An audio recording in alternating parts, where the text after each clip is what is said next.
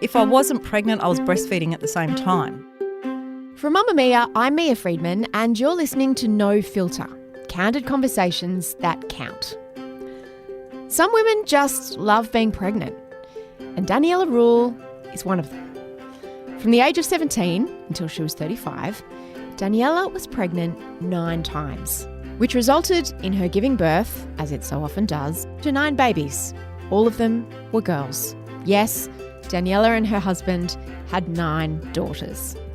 But 5 weeks after the birth of their last daughter, Daniella got catastrophic news in a phone call. Her husband had been killed. Kevin was a wonderful partner and father to their girls, and he'd been the victim of a coward punch attack. And he didn't survive. It was a gutless attack that happened on a very ordinary day when he was helping a mate move house. Overnight, Daniella had to learn how to be the sole parent for 9 daughters, one of them a newborn. She had to support them all financially and emotionally while she was still breastfeeding. And she also had to look after herself.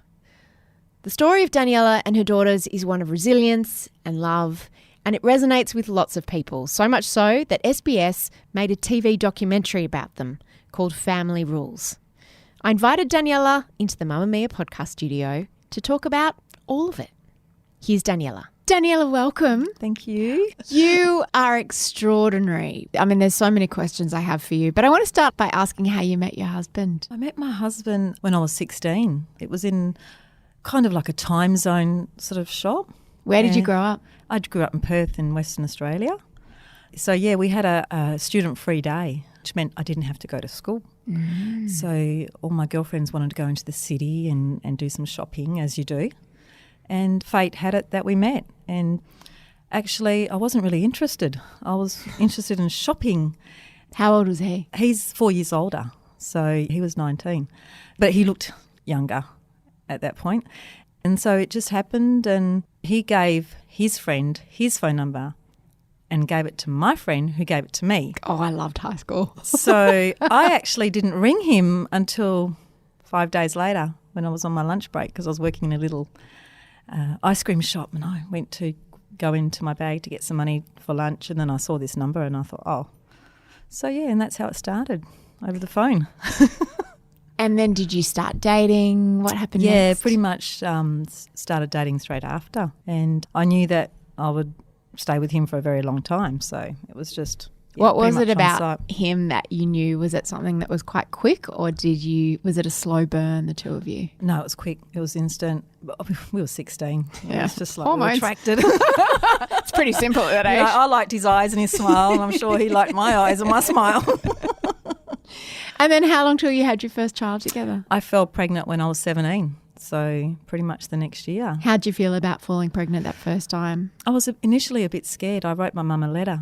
And I said, I played the emotional part in the letter, I recall, because I didn't meet my nana. She passed away before I was born, and I always wanted to meet my nana. So I played that card, and it worked. Daniella, that's outstanding. What did you say in the letter?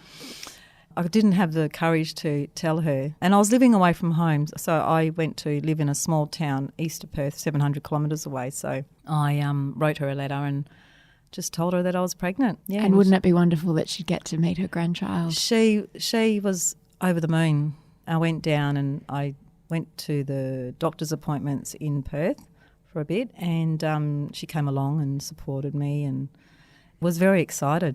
So you had your first baby. Mm-hmm. How did you find being a mother? Well, I had my first baby in Kalgoorlie, so I didn't have any family around me at the time because she came a little bit early.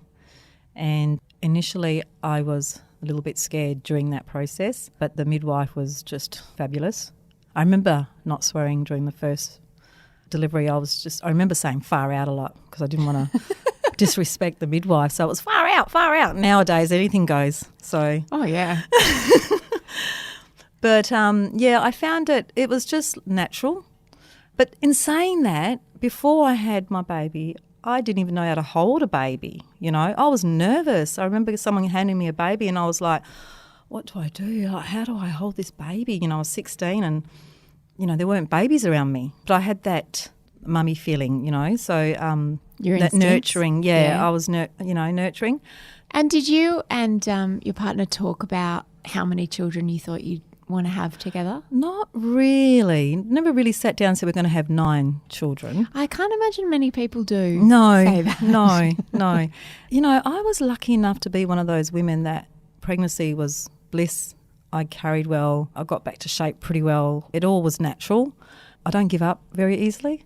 So we didn't actually say we're going to try for a boy, but along those sort of thinking.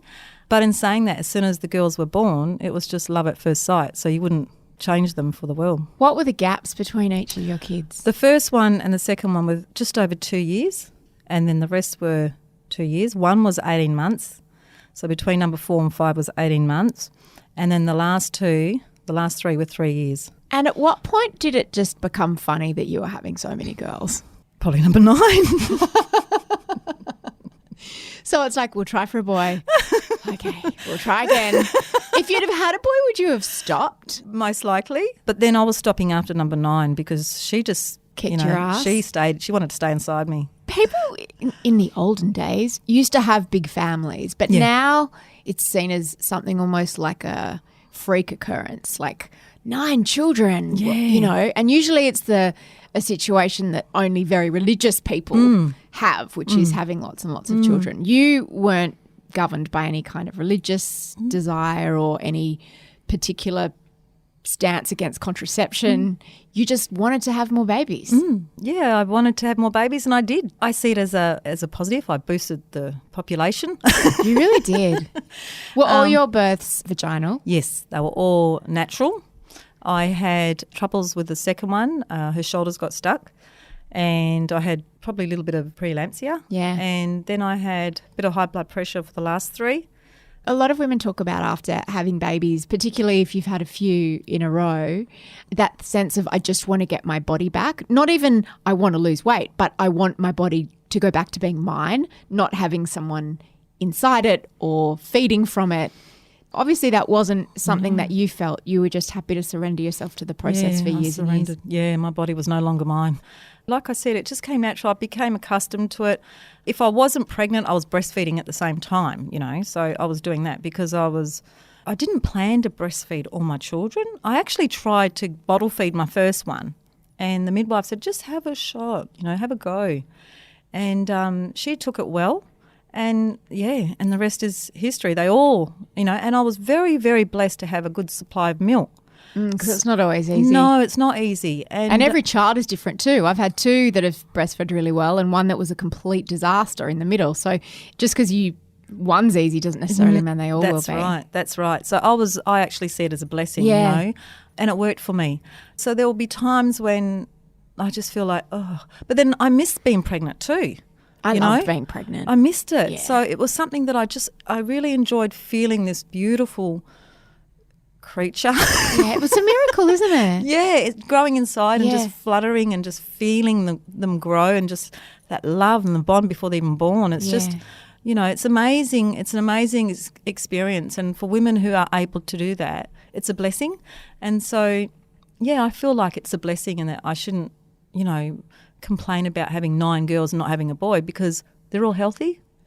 So, Was Kevin on the same page as you in terms of let's go again, let's go again, let's go again? Yeah, we just enjoyed ourselves, and it happened. Clearly. I did try some contraceptions along the way, but they didn't work for me. So I wasn't one to take the pill. I always, on time and things. It just didn't. So was it kind of like, whoops, or it was, no, I really want to have another one. I'm not done. I think number 9 was the one that I knew that I was done. She was going to be the last one. And because so she was still planned. She was the one that wanted to stay inside, and it went all night, when this baby going to come out. I jumped on the ball and I was thinking, what are you giving me? Because I've never been on a ball before. The big. How long are your labours usually? Hers went from 6 o'clock that night I got induced, and then she was born 4 o'clock the next day. So I was in labour all the next day. I was like, and she just didn't want to leave me. And then she actually kept jumping in my bed right up until she was 9 years old. So she still wasn't going to leave me alone. Yeah, right. 5 weeks after you had your 9th daughter, your partner died in very tragic circumstances.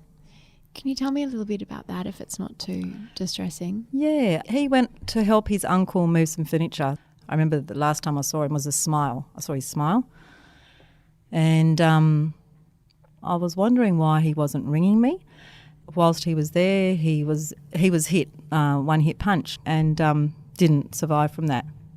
So, yeah, it was quite difficult. During that period, that actual time, the girls and I were playing a little family game at that time. So we were all together at that moment in time. So I still remember it that night. And then I just remember the flying doctor ringing me up and saying, oh, you know, we'll meet you at the hospital. And then rang my mum. I said, oh, Mum, can you come over because I've got to go to the hospital. And then the flying doctor rang back. And so, yeah.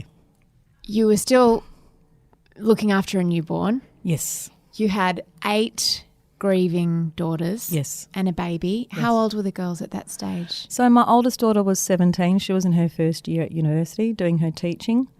The next one was 15, so she was in year 10. And then the next one was 14 and she was in year 9. And then I had one in year 7, like that. And then year 5 and then year 3. So they all went down the ladder. And then one was in pre-primary, because I vividly remember her being in pre-primary. Yeah, and then Jessica was 3 and then the baby. So, well, she was nearly 3. So everything from a daughter at uni to a toddler Yes. to literally almost every grade. Absolutely.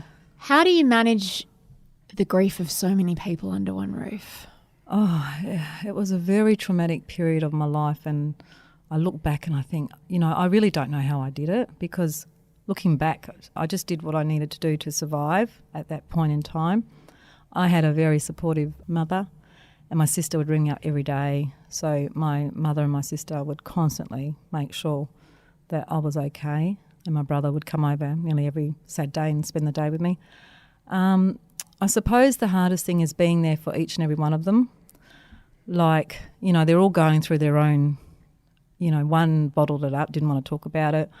One was always crying. One wanted to go to heaven. She wanted to go to heaven. She wanted to go to heaven right now. I want to go to heaven right now. And that was the 2-year-old. And she'd often sit on the toilet and she would mimic his voice, because he had a very deep voice, but she doesn't remember that voice now. So that's the saddest thing, is that the memory that they, you know, slowly diminishes. And I can't, you know, we didn't have mobile phones and things, so very rarely we, you know, did taped anything or, you know, things like that. So, but yeah, they went through their own experience of it, and it was just challenging for me to make sure I'm there for each and every one of them, because I was grieving myself. And yeah, it was really, really a hard time that first year. Did you have, as a family, sort of rituals to remember him and to feel close to him? Yeah, well, we believed he was still around. We'd smell something that smelled like him. So one of the ways that we first got through it was thinking that he was around us and making sure that we were right, and that's what helped us get through. So if something happens, we'll say, oh, Dad's watching us, making sure that we're right, you know. So it was my way of making sure the girls were right and not falling apart. So I did whatever I could do to help that process, that grieving process, because when you first lose someone, you don't realise they're not coming back, and then the reality starts sitting in a few weeks later. And it was during that time that it was the hardest. So leading up to the funeral and doing all that, but then coming back to your normal life, and yeah, it was really hard.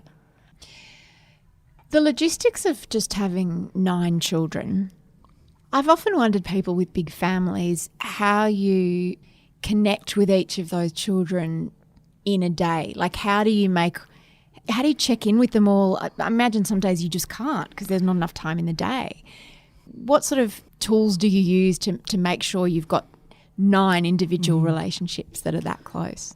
I think it's just making sure that we did things together. We'd go down to the park together. We'd watch a movie together on the lounge chair. So we always had that time together. But then who gets to sit on Mummy's lap? Oh, normally the baby. Who gets to sit next to Mummy? Normally the baby. So my oldest daughter, Angela, even though I didn't set out to do it, she became like a surrogate parent, and she helped that along. I mean, big sisters help little sisters in any case, regardless of, you know, parents, you know, like. And she was the age, when your 9th came along, she was the age that you were when you had her, right?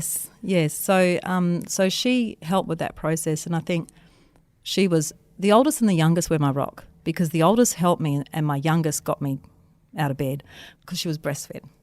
And I didn't feed her for a day or 2 days, so they must have been given her a bottle because I can't remember.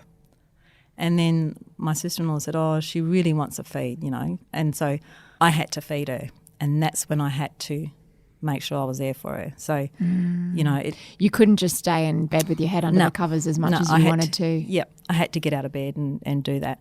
So I did, and I think that was a good point. And another one was when Angela, because she was in her first year at uni, I remember laying on the bed and I was at the crossroads, and I remember I went and brought 6 drinks. So I thought, no, I'm going to drink my sorrows away. Yeah.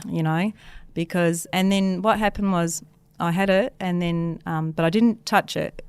And then my daughter walks in, and I remember her saying, oh, I'm going to continue, because I said to her she can defer if she wants to. And she said, no, Mum, I'm going to go to uni. I'm going to do it for Dad. I'm going to finish off the semester, and then see how we go. And it was that point, was the crossroads. That's when I decided, no, I'm not going to go down this road. I'm going to focus on my daughters and focus on giving them the best life that they can give. I'm going to stay in the land of the living. I'm going to start, yes. Yeah. And I didn't have a single drink, and it was the pivotal moment where I made that choice, and I was just going to keep going.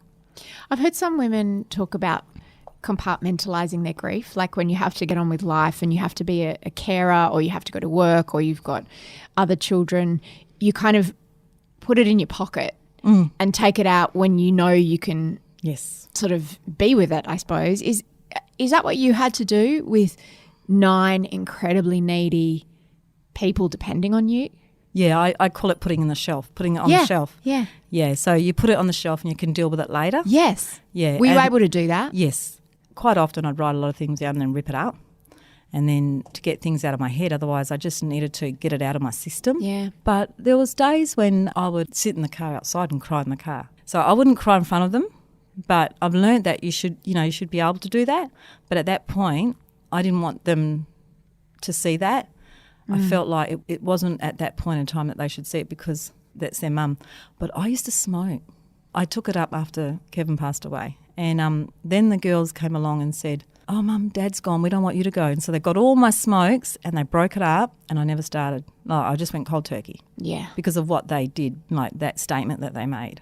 Because I imagine that's a big fear when children lose a parent, that they think, oh, but are you going to die? Are you going to die? Yep.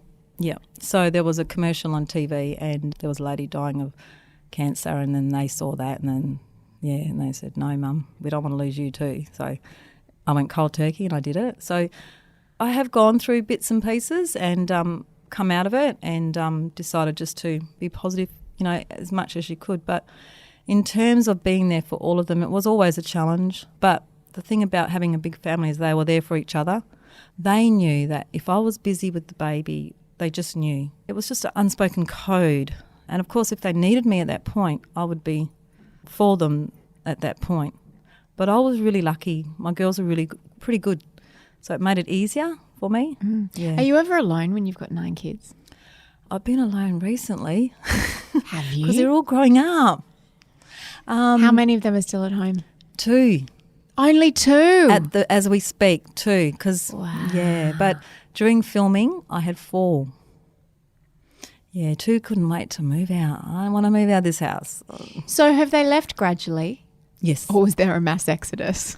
No, they left gradually. They grow up, they get engaged, they get married, and they go off on their own. So, and some of them had their own kids and then some of them have their own kids, and that's life, How many grandchildren have you got? I've got 8. 8. 4 girls and 4 boys. I'm very blessed. Yeah. That's a whole lot more names to remember. Yes, I know. You can just call them grandkid. Yes.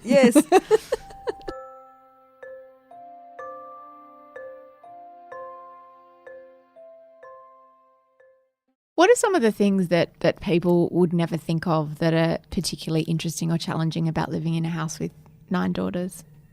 They don't understand the love and the kinship that goes with it. I thought you were going to say the noise. I thought you were going to say they don't understand how loud it is. Oh, no. The noise is just joyous. When you think about it, you got kids fighting for makeup and kids fighting for clothes and all that. But you don't really remember that as you get older. You remember I remember my oldest daughter singing my daughter to sleep. She would always sing a song to her at night. Yeah, that's the memories that hold dear. The bond and that from a large family is just, unless you experience it, you can't really explain it. What about the dynamics between them? Was that all shifting? Were there different allegiances and some just get on better with others? And how does it work? Oh, it can be crazy sometimes. Like, you know, when you're sitting in the car, not to put those two because you'll be driving along next minute, you know, they'll be fighting in the back. What car do you even drive? Do you drive a bus? Well, a trailer? Tarago. I've had a couple of Taragos in my life. And then Angela got her own car, so it made it easier. So then, they got their own license. Yeah. So it, when she needed, or when I needed someone to pick someone up, because it was just like a routine. After I went back to work, I would get the kids ready, go to the daycare, drop the daycare off, go to the pre-primary, drop the pre-primary off, drop the school kids off, drop the high school kids off, come back and do the same routine coming back. Plus work. What was work? What is work? I work in a high school, so I'm a support worker for Aboriginal students, and families. And then you'd go home and everyone would have to do homework and you'd have to make dinner. Yes. Make lunches for the next day. Yes. What about shopping? Grocery shopping. Yeah, I always shop for bargains.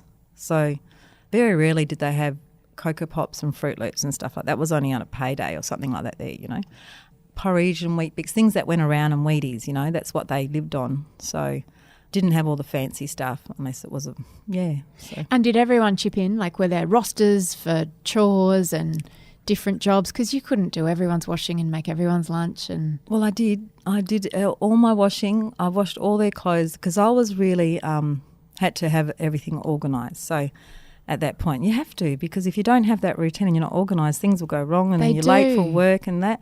But ideally I would like to say that everybody followed their roster, but no. Good. I thought you were going to say everybody follow their roster. No.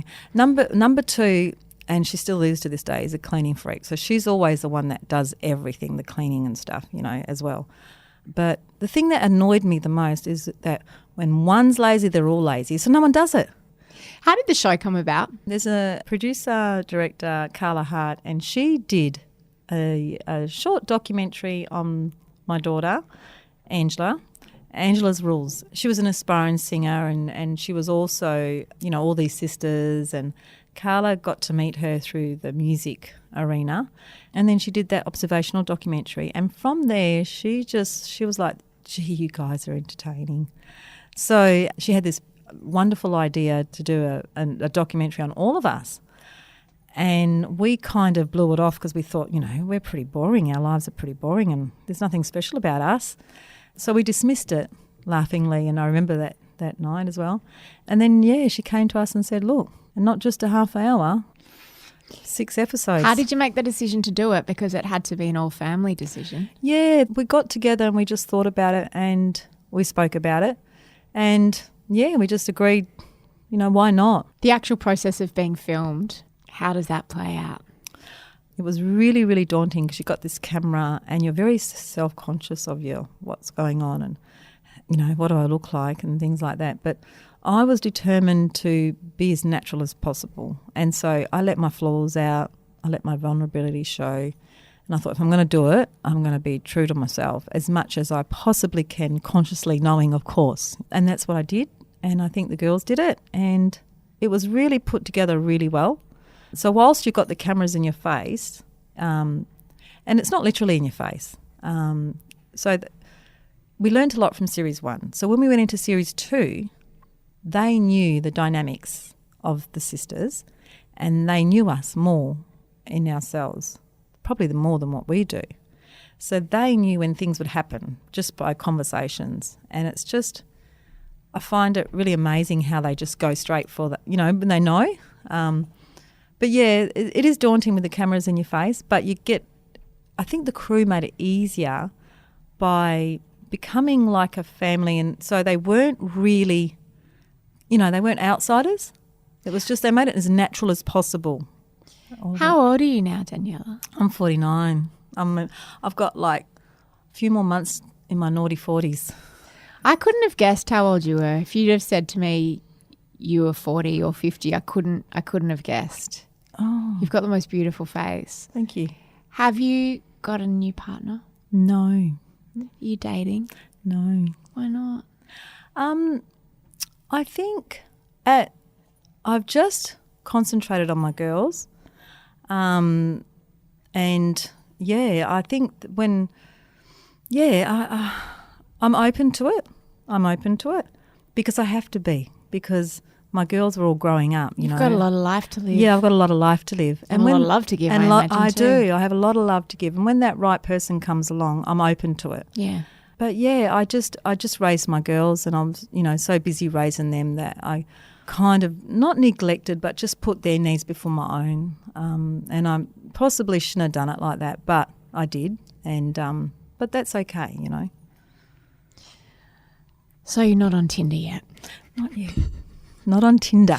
Are the girls trying to – I imagine they want you to fall in love and, find happiness. Yeah, they do. Do they try to set you up? Yeah, they do actually try to set me up. My oldest daughter's always saying, "Oh, Mum, he's nice. Oh, Mum, why don't you come to put my car in with the mechanics at the mechanics?"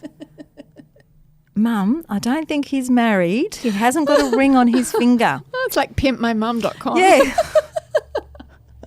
But, she does it with so much love. Yeah. And I appreciate that. Yeah. And that's actually telling me it's okay. Yeah, they're giving you permission. They're giving me permission. Because the thing about it is that Kevin passed away on my birthday. Oh, So I didn't have a birthday for 5 years. So technically I'm 49, but really take 5 years away from that. That's how old I am, because I didn't celebrate my birthday for 5 years. And come my 40th, the girls said, "No, we want to give Mum a birthday." That must have been that must be a really difficult day every year. Yeah, so I start off with my birthday, and because he passed away in that between 9 and 10, that's the time when I'll acknowledge his passing, because the day's my day. It's just one of those things that was really, really hard to juggle. And I was even contemplating changing my birthday. Yeah. So we would celebrate it on the 2nd or the 4th. And but for the first 5 years we didn't celebrate at all. It was really, really difficult because I couldn't say to the kids, I didn't want them to say happy birthday, Mum, because it wasn't a happy day, you know. So we had to learn how to get through that as well. And also giving yourself permission and them permission to be happy and celebrate. Yeah, that's right. And they did that on my 40th. So life's a funny thing. Yeah. So they gave me a surprise. You got your birthday back. Yeah, I got my birthday back. I didn't know. It was a surprise birthday. So I walked into this hall and I was like, everyone was there and I was like, oh, it was so emotional. Yeah. So it was another stepping stone to moving forward. Isn't it interesting that they had to do that for you? They did. You couldn't have done that for yourself. No, I mean, obviously you couldn't have thrown yourself a surprise party, but even the idea of reclaiming your birthday, yes, they had to do that for you. Yes.